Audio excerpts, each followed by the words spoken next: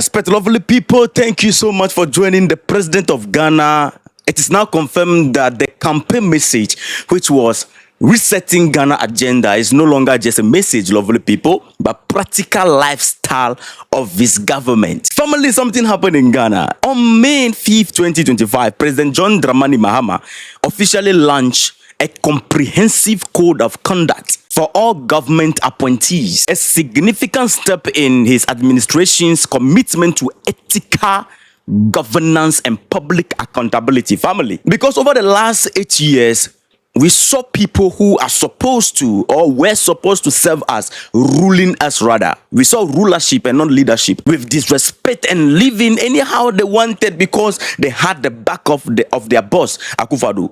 But Mahama, John Dramani Mahama, His Excellency, is saying, in my government, you dare not live anyhow and we dare not fail the people. So he pulled out his code of conduct for his appointees. Let me take you through everything you need to know about this code of conduct. The harsh conditions and everything involved in introducing the code of conduct to his appointees. He first of all warned them of not having heart attack. The code of conduct yet.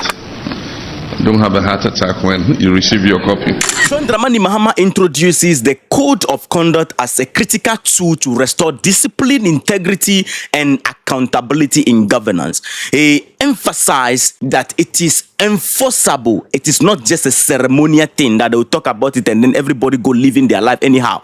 And this is applied to everyone: the president, the vice president, the ministers, the staffers, etc. In my 120-day social contract with the people of Ghana, I pledged to restore discipline, integrity, and accountability into our governance. Today, we're taking an important step towards fulfilling that promise with the official launch of the Code of Conduct for political appointees. This code represents a bold declaration of the standards we must uphold as servants of the public. It reflects our commitment to build a government that is ethical, responsive, and worthy of the people's trust. Let me be clear, this document is not a ceremonial one.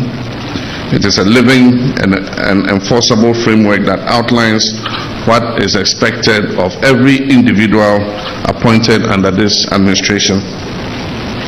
Though the document often uses the term minister, it applies broadly to deputy ministers as well, to presidential staffers, to chief executive officers and their deputies, to members of the Council of State, to board members and other political appointees within the executive arm of government.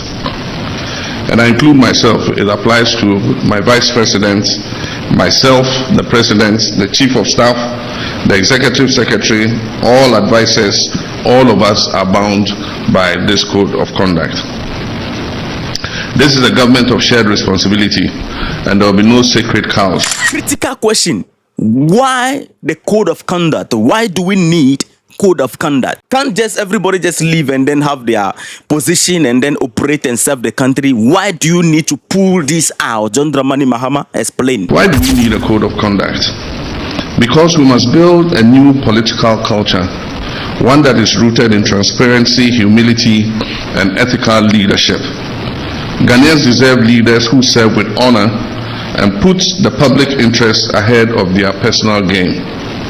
This code is designed to guide our actions and decision making and to make clear the consequences that will happen when we fall short. Mahama first of all line up the core values expected of appointees: service with integrity, impartiality, and humility, respect for citizens that they are serving. All political appointees must serve the public with integrity and impartiality, must place the national interest above their personal interest, must avoid misuse of office or state resources, must declare and manage any potential conflict of interest, must eschew opulence, be accountable for every cedi or public money you spend, and be humble in service, measured in language, and respectful to citizens at all times. You are not in office to wield power. You are here to serve the people of Ghana. When you look at the key provisions of the code, number 1 on board is asset declaration. All appointees were previously required to declare their assets and liabilities by March 31st, 2025. Those who fail to meet this deadline, they face a forfeiture of 3 months' salary plus additional 1 month salary contribution from all appointees was directed to the newly established Mahama Care Trust Fund. For those of you who may not know about the Mahama Care Trust Fund, in short, the Mahama Care Trust Fund, officially known as the Ghana Medical Trust Fund, it was launched by John Dramani Mahama on Tuesday, April 29, 2025 at the University of Medical Center, UGMC in Accra. This initiative, the aim is to provide financial support for Ghanaians suffering from chronic and non-communicable diseases, including cancer, kidney failure, heart disease, diabetes, and stroke. The fund is designed to ease the cost of accessing specialist care, particularly for individuals in underserved communities. During the launch of this particular initiative, President John Dramani Mahama himself donated 6 months of his salary to the fund and called on all corporate bodies and institutions to support the initiative. So all appointees who failed to declare their assets before the time given by John Dramani Mahama, their 3 months salary was directed to this fund together with additional 1 month salary. So 4 months salary is gone. On the 18th February 2025, I set a deadline of 31st March 2025 for all appointees who are taking office or being nominated at the time to declare their assets. An update provided by the Auditor General to my office indicate that some of you failed to meet that deadline. For all those who are appointed or nominated before 31st March 2025 and failed to meet the deadline, you are to forfeit 3 months of salary to be donated to the Ghana Medical Trust Fund, named after me, Mahama Cares. In addition to 1 month's salary that I've asked all appointees to donate to the Mahama Cares Trust Fund.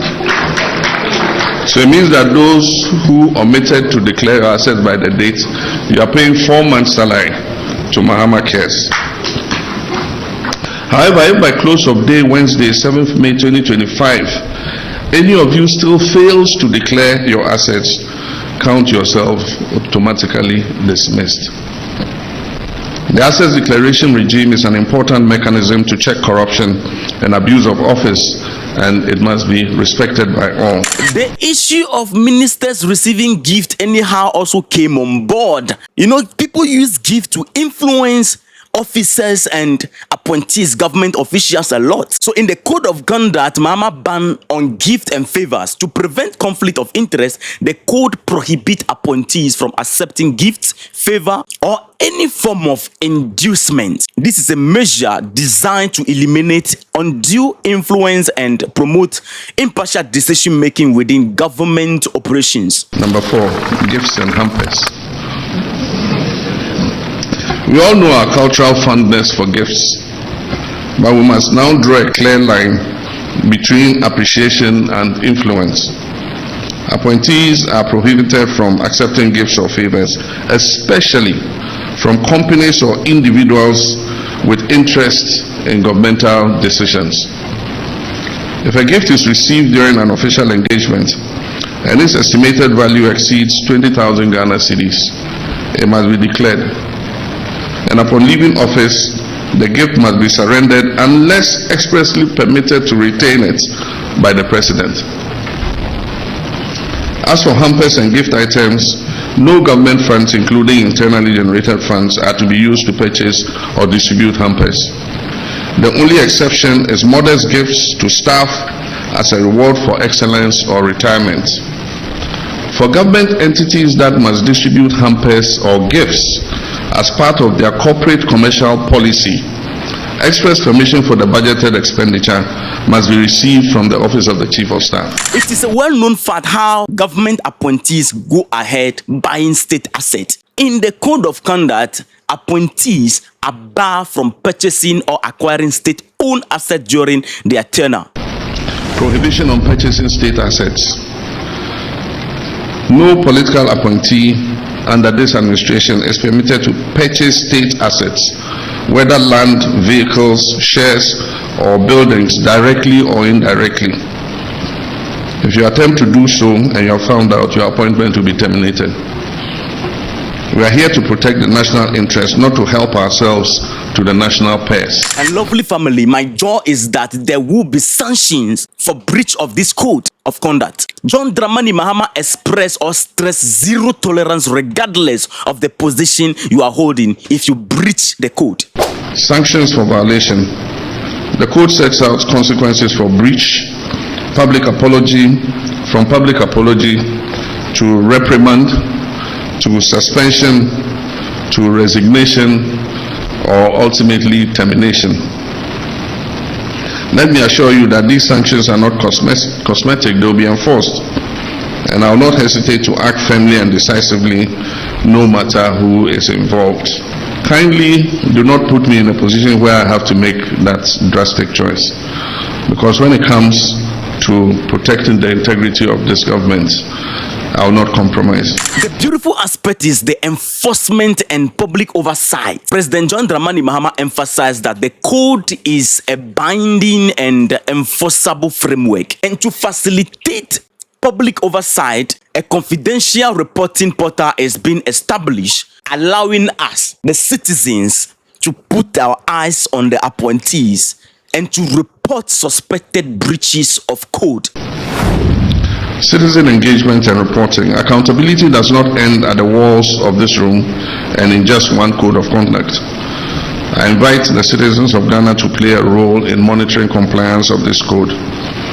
A portal will be created for the public to report suspected breaches with guarantees of confidentiality and impartial investigation. Ladies and gentlemen, what we launched today is more than a code. It is a declaration of intent.